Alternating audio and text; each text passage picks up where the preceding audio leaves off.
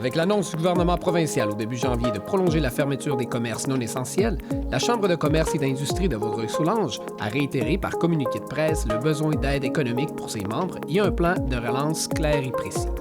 Nous avons parlé avec le directeur général Mathieu Miljour à ce sujet.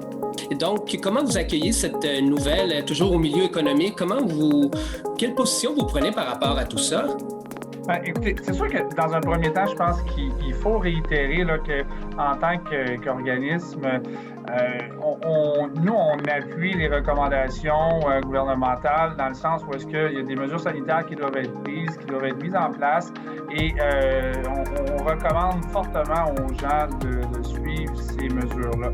On n'est pas là, nous, pour venir indiquer ou revendiquer une dissidence par rapport à ces mesures-là. C'est clairement pas notre chapeau.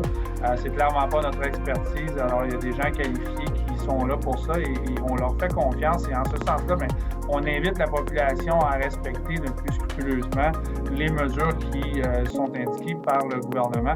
Et une des raisons, en fait, pourquoi on invite les gens à respecter ça, c'est que plus les mesures seront respectées, plus tôt on passera au travers de la crise, plus tôt on pourra revenir à ce qu'on appelait la normale et plus d'entreprises, en fait, vont juste pouvoir souhaiter passer au travers parce que plus longues sont les mesures mises en place, plus les entreprises ont de la difficulté et moins d'entreprises passeront au travers au final.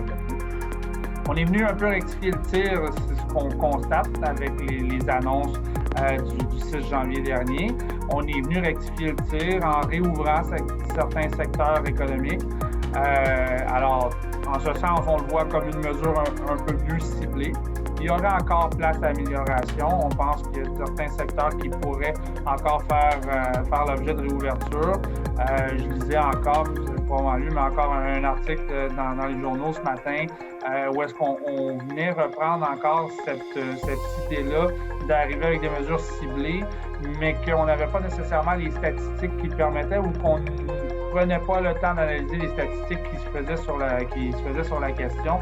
On parle entre autres au niveau des commerces de détail, c'est de savoir est-ce que c'est vraiment un secteur de contamination et est-ce qu'il y a une différence à faire entre les petits commerces de détail et les gros commerces de détail, par exemple. L'autre point, en fait, qu'on constate ou en fait qu'on reproche à la lecture à l'écoute des annonces qui ont été faites au début du mois de janvier, c'est encore une fois, on manque peut-être de clarté au niveau d'un éventuel plan de relance, quand ça sera et qu'est-ce que ce sera, et également de ce qu'il y a comme aide économique présentement de disponible pour les entrepreneurs.